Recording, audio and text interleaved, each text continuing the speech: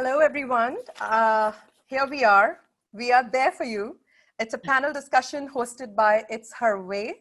And me and my panelists, we welcome you all. We have with us Yvonne Spiller, who is the MD FCS consultant. Yvonne, if you can just wave for them. And we have with us Bina Mathews, who's a master NLP coach. Hello, Bina. And we have Beenish Haider, who is the head of corporate and commercial at the Legal Group Advocates and Consultants. We have Wendy Best today with us, who's the director of development at Bismosis Business Service. Lana Therese, ladies and gentlemen, consultant and partner at Kite Partners LLC. And there is me, I'm Meghna Dixit, and I'm going to be the moderator of this panel discussion. I am the HR marketing and business consultant for SMEs, and I currently work for a law firm. So why are we together today? We all know what we're going through. We all get daily dose of COVID news. I think all of us have been living with the social distancing. We are living, breathing it, doing things that we have never done before, working from home. Probably a lot of people work from home, but this kind of working at home, when even the meetings and everything is happening just online, there's not real interface meeting, not even shaking hands with people. So these are the current times that we are living in. And since this is a significant social and we are also seeing the significant social and economic impact of this situation across the globe, and I'm sure in our businesses too. So this is the reason why ItsHerWay.com basically put us together to discuss some of the ways, some guidelines, some support that the able panel here can provide you and can provide each other, in fact, to go through this as gracefully and as intelligently as we can. But before we start anything, I would like to thank ItsHerWay for bringing us together, for taking the initiative to doing this, for doing this webinar. And when I first met Ermin and I asked her that what is ItsHerWay? I mean, I would love it in my way every time, you know, but what is ItsHerWay? And she said, when women do better, economies do better. And just, you know, take a moment to think about this. When women do better, economies do better. And it's not about a woman who has to be at the forefront of it. Of course, most of us here, if you are listening to us today, it clearly shows that you have some interest in business. You probably are owner of business yourself, or you plan to own a business, or you are at a very significant position in a business. But even if you're a stay-at-home mom, if you do well, the economies do better, because it all starts from there. How you nurture your child, what coaching you do them, because you're the first coach that a human being was going to have. So this was what she came up with, and I loved that idea. So ItsHerWay believes that financial independence for most women should not only remain a dream, but become a reality. So this team is basically working day and night to make it happen. They already have a team of people working and empowering women in the best way they can to own their own business. So I'm talking about women in entrepreneurship. The problem we face globally today is that we have only 10% of business owned by women. I mean, imagine the number of businesses that there are, and women at the helm or owning business is just 10%. So there's a lot to do in that way. And it's ItsHerWay's vision to increase the success rate of women-run enterprise throughout this region, at least the GCC region, and have over 100K regional women-run enterprises by 2030. So say amen to that. I hope that happens. And these are these, you know, small waves for making that particular thing happen. And I hope together, this is the intention that I would like to set, that may we be the means of making this happen in our small, limited way. This vision that ItsHerWay has is in line with the Global Sustainable Development Goals set by the United Nations. So thank you, ItsHerWay, for powering this, and all the luck to you, more power to you. If we can go ahead, I can probably talk about the theme of this panel discussion and how we are planning to go ahead with it. What would be the structure of it? As you can probably see, I am the moderator of this panel discussion. And the theme of this webinar is that it's taken actually from a recent HBR article, which said that, you know, what we are going through as COVID is almost similar to going through a grief phase. And I will read it out for you. According to Harvard Business Review's recent study, understanding the stages of grief is the key to moving forward. First, there's denial. The virus won't affect us. Then there's anger. You're making me sit at home. How can I sit at home? What would I do? Then there's bargaining. I think we all are doing it somewhere in our hearts that probably, what, it's extended again, lockdown extended for another 1 week. Probably, can it be lower? Can we still go? Can we at least go to get our grocery? When will we be back in the office? And there is of course sadness, there is sorrow that I don't know how this will end. I don't know how I'm gonna get my next check, or I don't know how to reach my next customer. And then there is acceptance, which is, this is happening. I have to figure out how to proceed, what to do. And I believe a lot of us hopefully are in already this acceptance stage, and that is why we are part of this webinar. And together, collectively, we can probably do the right things, understand what comes post-COVID, and not only maintain our business, but probably grow our business. On that note, let me please introduce you to our very able panelists. What I'll do is I'll take your name, and probably if you can, ladies, if you can just introduce yourself for take 3-5 minutes to just talk to the audience as to what you do and what is your intention, what are the kind of questions you will be answering, and what do you bring to the table per se. So we start with you, Yvonne Spiller, MD, FCS consultant. If you can just. Thank you, ItsHerWay, for inviting me to join this panel this afternoon. My name is Yvonne Spiller. I'm from FCS Consultants, and I'm an ISO management consultant here in Dubai. I've had the company here for the last 6 years. I've been in the corporate world for 40 years, and I'm realizing from what's happening within the media, there is a lot of people that are struggling with understanding a business continuity plan and how to effectively put this in place to make sure that they are ready for when we return back to our offices. Even now, they should be looking. So I want to help you look at this and see if I can give some of my experience to the people that are in the webinar today. Thank you. Next, I would like to introduce Beenish Haider, who is the head of corporate and commercials at the legal group Advocates and Consultants. Beenish, if you could please introduce yourself. Thank you, Meghna, and thank you, ItsHerWay, first of all, for, inviting us, having us here. The first thing that I'd like to point out and say to our audience and the panelists is that the fact that you're here, you're listening, that means that's the first step. And you're doing something right by coming forward, taking time out. And I'm sure either there are women out there or men out there, these days, everybody's working from home.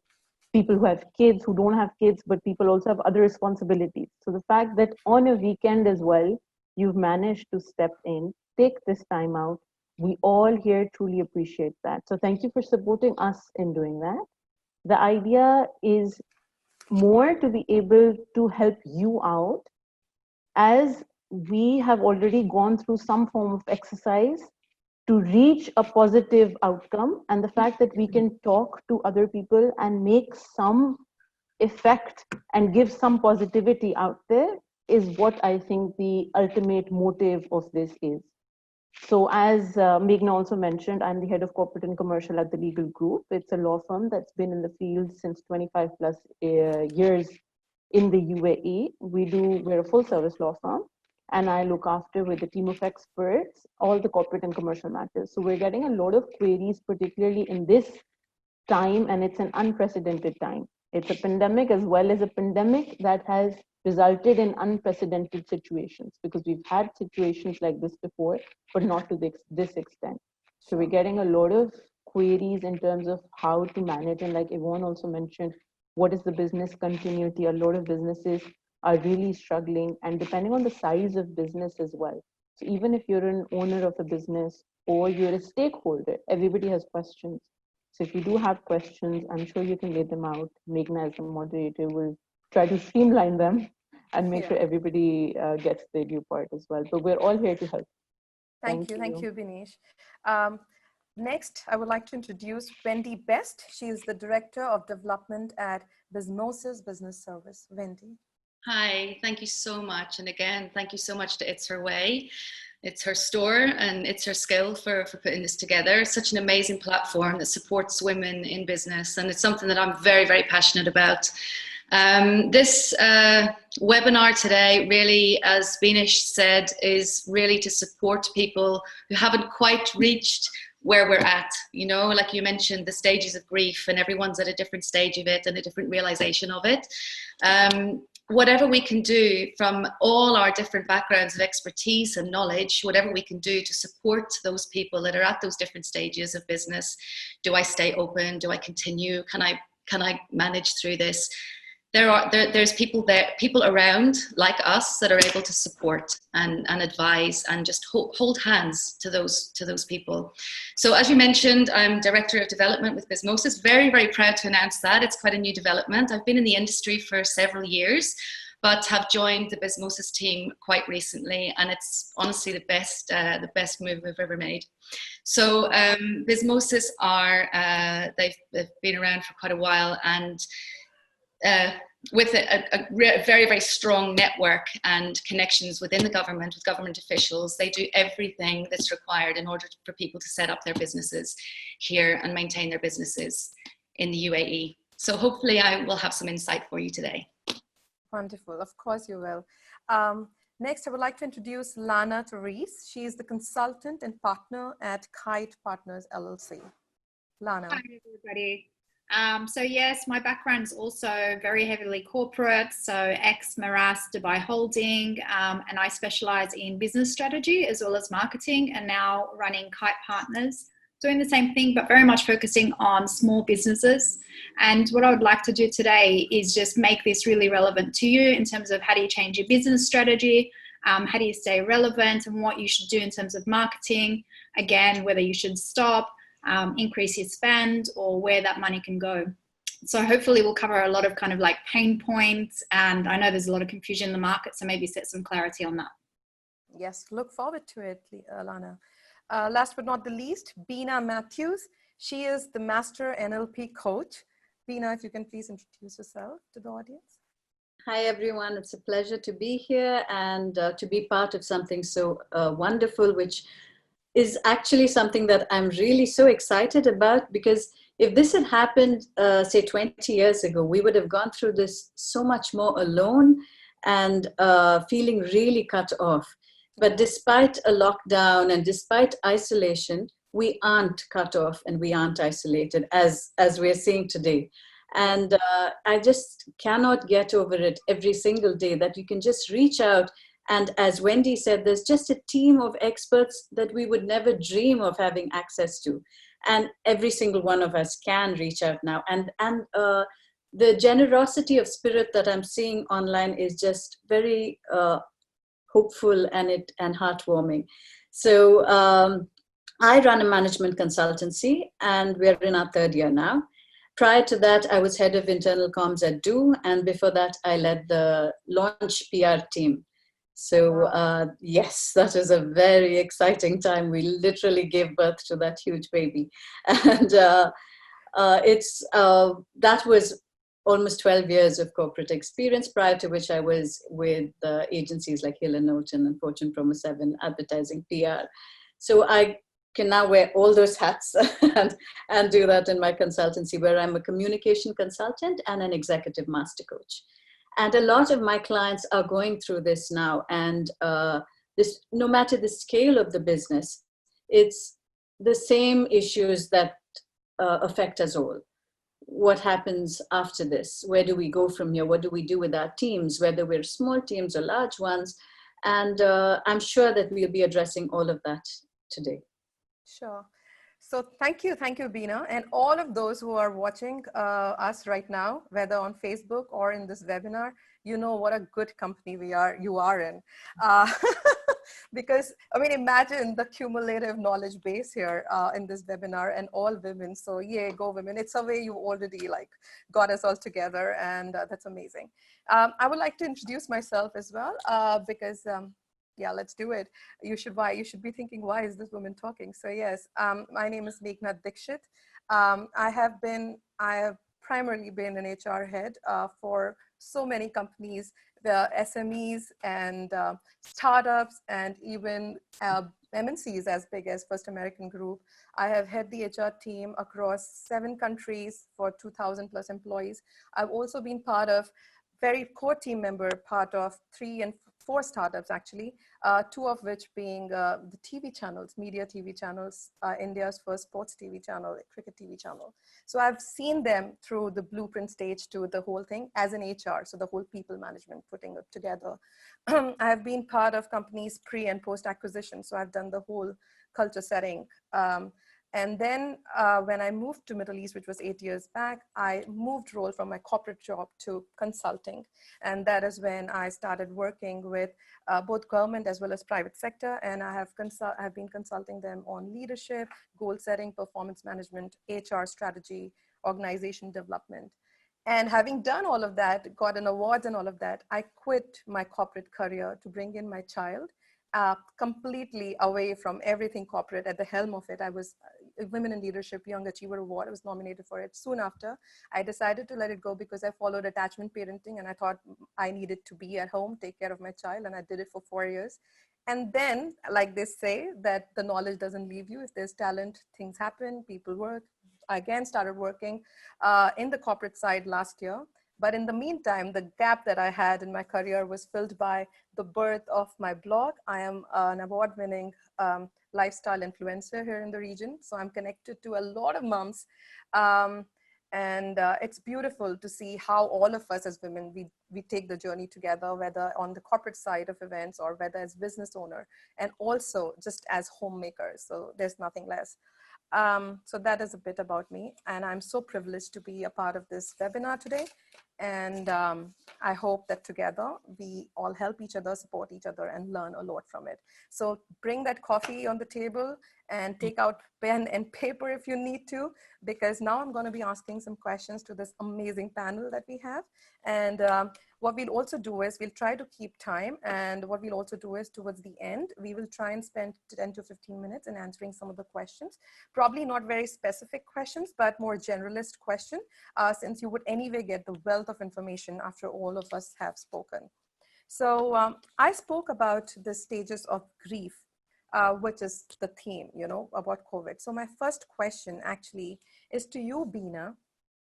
How does a small business owner deal with these stages of grief as mentioned in the theme and review themselves as SMEs? How do they do that? Yeah, it is a challenge. There's no sugarcoating that, because you're dealing with it in parallel. You're processing the stages yourself and also having to see your team through it. So you've already spelled out the 5 stages. And while it originally began directed towards the loss of a loved one, it has now evolved to affect even business, because the process of grieving is the same. So for denial, the major question that needs to be addressed is, why is there change? Because it's inherent in human nature to resist it. So why is the change happening? And then you have to answer the question, what's in it for them? So that is the main question that is keeping them awake at night. You know, so break it down slowly. Don't overwhelm them with information. They've already got a lot to process. So break it down slowly into bite-sized pieces and try as much as possible to have face-to-face interactions with as many of your team as possible, because they need to see that there is someone in charge and someone at the helm, and you know, things are not out of control. Now, people can go through these phases in a linear fashion. They could go through some of them simultaneously, or they could go through it in different orders. So you would have to understand which phase they're going through. The next stage would be denial. So after denial comes anger, which is the danger zone, because that's the explosive stage where they are not in control of their emotions, and it could apply to you as the owner as well. So this is where I would advise leaders to, you know about postmortems, but I would advise leaders to do a pre-mortem. You have anticipated the things that could happen. Now think of the opposite of all those things. Okay. And then prepare for what you would do if those happened. Because anger is such an impulse-connected emotion that you really can't tell what is going to happen. So at least you would have the benefit of being as prepared as possible. So prepare, and then comes the bargaining bit. Okay, they've gotten over the anger, they've accepted this is going to happen, and now starts the, okay, so what do we do? Because that makes you feel in control. So at this point, I again advise you to listen to everyone's suggestion, because there is collective wisdom in your team. And a good leader knows that you need to collect everybody's thoughts and suggestions and then filter through them and take the ones that actually apply and make sense. And then when you come out with a decision, make sure that you set clear timelines and expectations. Clarity is really key at this point, because we are, as it is, in a state of unknowns and lack of boundaries, as it were. So clarity wherever possible really helps in calming people and making them feel in control. And then comes the fun bit, which is the depression. Wow. So you've given them you've invested in learning, or, you know, in something to help them get through this. This is the phase where you mollycoddle them a bit. A lot of positive feedback, relevant to whatever it is they're working on, and then use a lot of rewards and recognition to boost the morale collectively and individually. Let people know that they're seen as individuals, and whatever they're doing is being recognized. And once you reach the safe harbor, which is acceptance, reinforce your strategy, reinforce your objectives. Remind people again, because acceptance can be resigned acceptance, which is one that is devoid of energy and motivation. So you should make sure it's acceptance that is charged with energy and optimism. So when people can see the goal again, they're clear of their strategy and why they're doing this, then they have more motivation and energy to head towards it. And please be transparent with your teams. Spell out every success, however small. It may seem silly, but at a time like this, every win counts. So when you tell them about it, when you celebrate it, it helps you to move collectively towards this brighter future. Very nice. Very well put, Bina. That's amazing. Just since we are continuing on this, the part, we are still understanding what are these stages of grief. Lana, my next question is to you. I've also read that the world will likely to go through 3 stages of this shock: the recovery, the resurrection, and what is the third one? The normalization of it, right? So how do you suggest that the SMEs plan and adopt to different futures? You know, how do we discuss the scenarios? How do we plan for, say, a pro-COVID time in terms of branding, in terms of communication? So if you can probably tell the SMEs about it. I think the most important thing to recognize is that this is temporary. And so even just saying it out loud also helps recognizing that we're not stuck in this. This too shall pass, yeah. And so what you should do as the first thing is take the opportunity to first start to watch the market, understand how trends are changing, and what we call look for red flags. So those flags, when you see behavior changing from your consumers or your business partners, then you know that the situation is changing. The next thing to do is to prepare, because you know that business will come back. So forward plan and prepare for that from now. So start making your creative that says we're back to business, or we'll be open in 3 weeks, or we're here for the Dubai summer, or we're still taking precautionary safety measures. So whatever those communication messages are for the next phase is to start preparing for them now. But also continue to be really aware that it is a stressful time for everybody. And so when you do communicate, it's really important that you stay relevant. You don't pretend that everything is normal, and you definitely need to change your strategy to really acknowledge this phase, and that people are very sensitive as they come in and out of kind of like, you know, depression to acceptance and so on and so forth. The last thing that you want to do is actually have somebody who's so sensitive and then upset them further. So really take the time to make sure that, you know, little things like how long your website loads, how long a delivery arrives, they are going to be taken, and that consumer experience is going to be taken a lot more personal during these periods. And so it's really about focusing on making sure that you don't upset somebody who's already kind of in an unstable situation.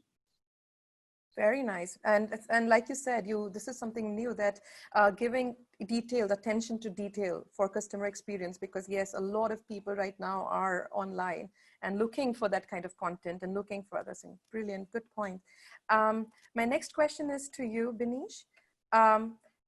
Force majeure, a lot of us have heard about it.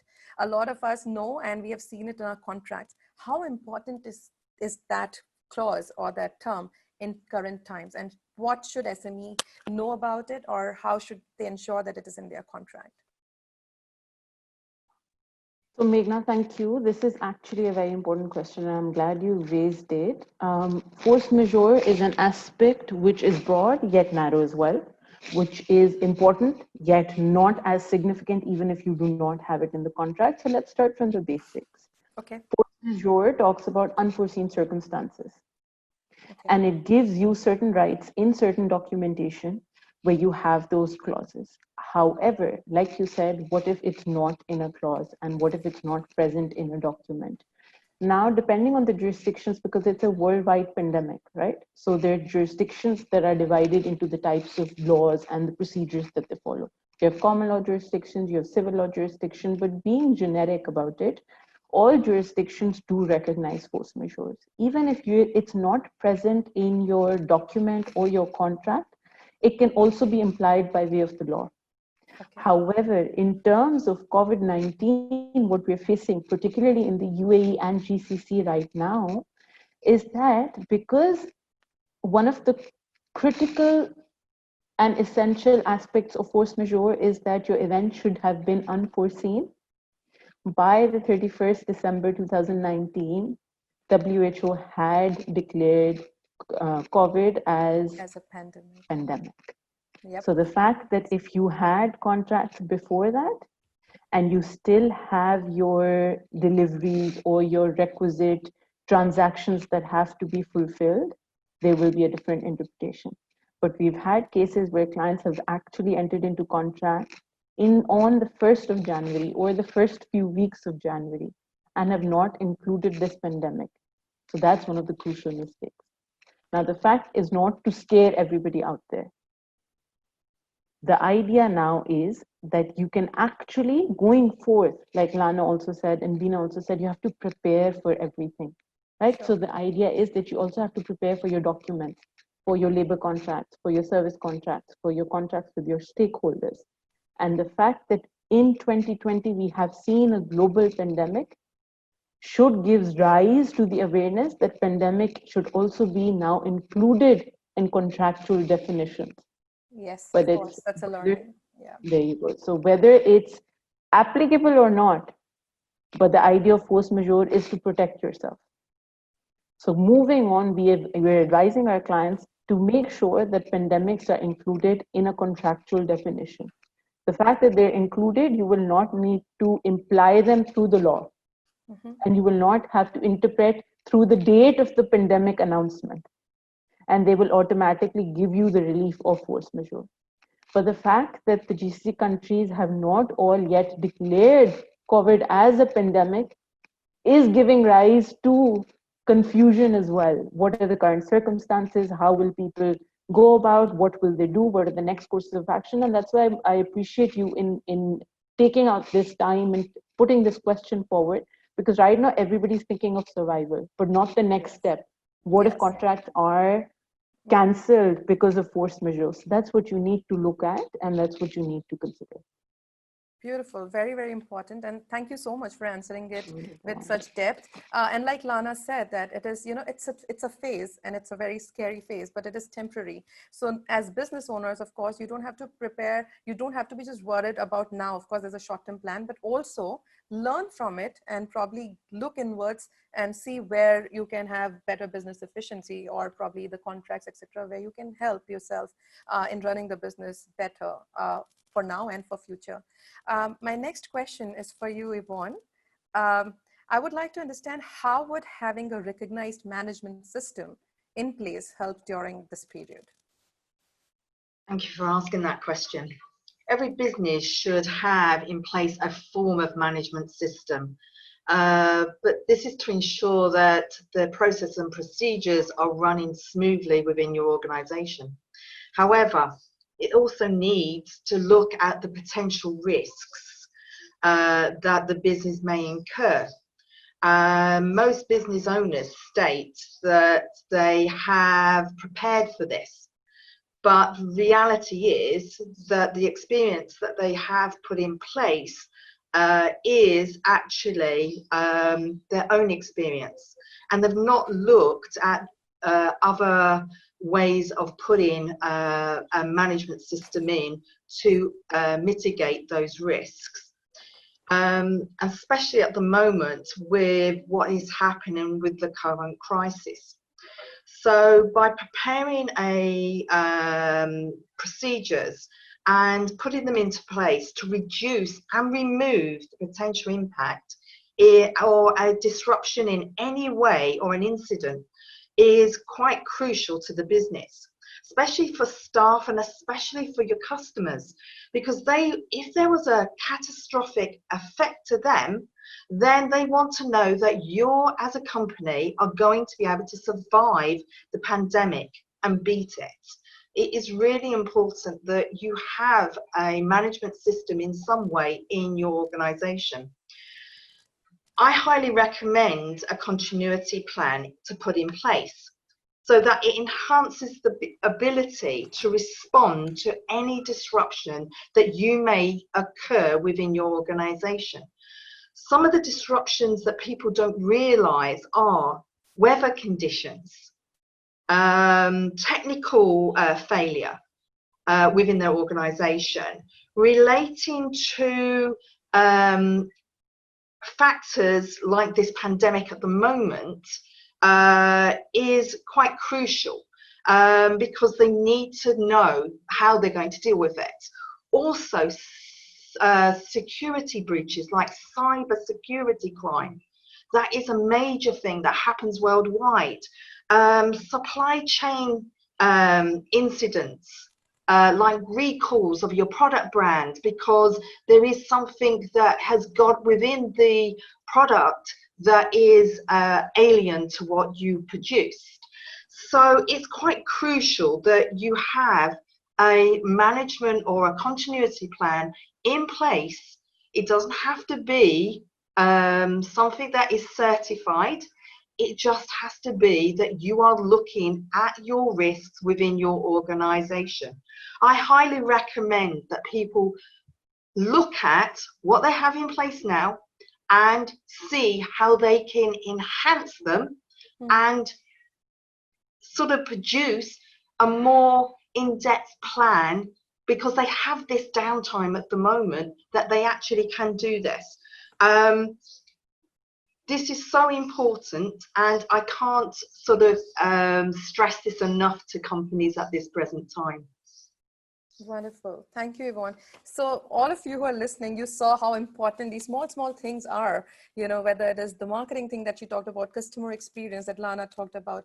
Beenish just told you about force majeure and how important it is to have good contracts at this time, or contract that prepares you, you know, business preparedness. And like Yvonne said, that the management system that you should have in place, or the ones that you have, if you don't want to invest too much cost in it, at least to improvise on what you have right now.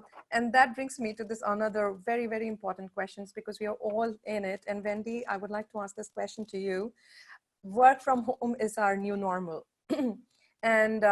And another word that I keep hearing a lot these days is pivoting. You know, how do business pivot? So being a mother myself, I can tell you that when it comes, being an entrepreneur, especially if you're a women entrepreneur, it comes with its own set of challenges. You're homeschooling, you're also working from home, and then you also have a business to take care of. You have all the clients to please and probably attract or not let go. So what is your advice to our shepreneurs, I don't like the term, but women entrepreneurs and women who work to strike a balance and be productive at this time? Wendy. Yeah, it certainly is very challenging, very, very challenging times. I love the word shepreneur. I think it's great. You do? Okay. I mean, I, for one, as a solo mum of 2 children, I've taken quite some time to adjust, if I'm honest. Of course, we're all going through those different stages of grief that we've talked about already. And not only do we go through the stages of grief, but sometimes we pendulum as well. We go backwards a little bit, and we have a day that's a great day and another day that's a bad day. And, we have to kind of roll with the punches of what's going on emotionally as well. Of course, we're all different. We all have very different scenarios at home.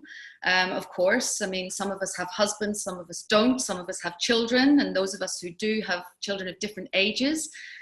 Some of us are living with families and sharing places, or maybe we live alone, which is isolating. Some of us have help, some of us have no help, some of us have a private space in order, to have somewhere private to work and focus. So there's really no size fits all, one size fits all for advice on how to manage.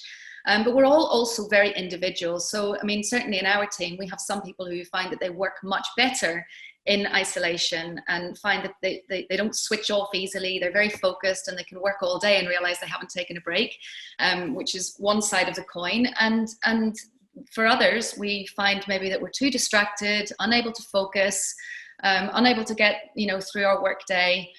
But I think what's really important to know about yourself is, when is your most productive time? When are you productive? I'm very productive in the evenings, actually. That's when I really get my work done, after 6 p.m, sometimes when the kids are settling down and all of that. So to know when is your productive time? Is it the morning? Is it mid-afternoon? Is it the evening? And now you've got the benefit of having that choice. It's not 9 to 5 for those of us who work in offices and companies that work those kind of hours. It's important to prioritize, to know your tasks and your priorities ahead of time, even more so now than usual. So diarize your day. Your normal flow has been disrupted. So we need, even more now than ever, is to put a structure to our days in this new normal. Even if you didn't do this before, I think it's a really good time to start putting your schedule and your plan and your tasks, and then prioritizing your tasks for the next day, as well as scheduling your time. There's nothing wrong with giving yourself a lunch break at 1 o'clock or 2 o'clock or wherever, giving yourself tea breaks and go out for a walk in the fresh air around your building if you're blessed enough to have some space, sit on the balcony for half an hour, take a break, a change of scene. Working in solitude can really be daunting and quite consuming for some of us. So we have to kind of give ourselves a bit of a break on that. And I think as well, connecting is important when you're working from home. I mean, our team at Bismosis, we have a 9 a.m. meeting every morning, and everyone is there at 9 o'clock on the dot without fail. And I think the reason that we're so committed to it is because we actually, all of us as a team, we need that time and we need that connection. So if you work for yourself and you are a solopreneur, you're an entrepreneur and you don't have that team, then talk to others in your industry, join groups, join WhatsApp groups, join webinars. There's plenty going on where you can connect and you can get into that work mode at a certain time every day. Your clients, suppliers, partners, for me, it's really important to connect. What are the benefits of working from home? I mean, we all say, I don't like it. And we can all have lots and lots of things to say about what we don't like about working from home. And Mariana, who's our founding director, who's a very, very empowering leader, came up with this idea the other day to say, what is the benefit? What do you guys like about working from home? And what are you grateful for today? Please do that exercise every single day before you start. Yeah. What do you like? What do you like about working from home? What are the benefits and what are you grateful for today? It's a really great way to start. And then, of course, family. It's really important to make time for family. Have breakfast together, have lunch together, have time together. You know, it's really, really important to connect. And sometimes I think because we're working from home and a lot of people around us are having more time with our families, some of us have to work harder now, and some of us have even less time with our families than what we did before. You know, if you have your own business and you're trying to see it through these times, you might find that you have less personal time for your family. But focus for an hour, 2 hours or 4 hours with no interruption on your work so that you have more time from them, rather than it being sort of an open door policy and everyone comes and goes as they please. Yeah. Another thing I think as well that's very important, and especially from some of our entrepreneur women, I hear from a lot of them that say they don't have any support from maybe their husband or their friends or their family. They think, oh, you know, it's just a hobby business and whatever. But I think it's really important to get support and respect and credibility for what you're doing.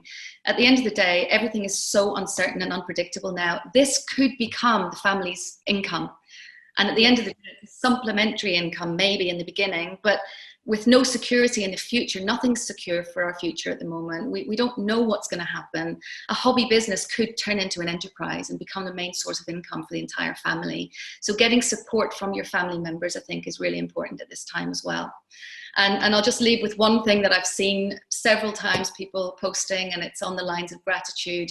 Again, it's instead of saying you're stuck at home, let's say we're safe at home and just enjoy. Just a mind switch. Yes, very nice. Beautifully put, Wendy. And I think a lot of us would be like, yay, we go, girl. So yes, I think that is very important. And the thing that you mentioned, being grateful.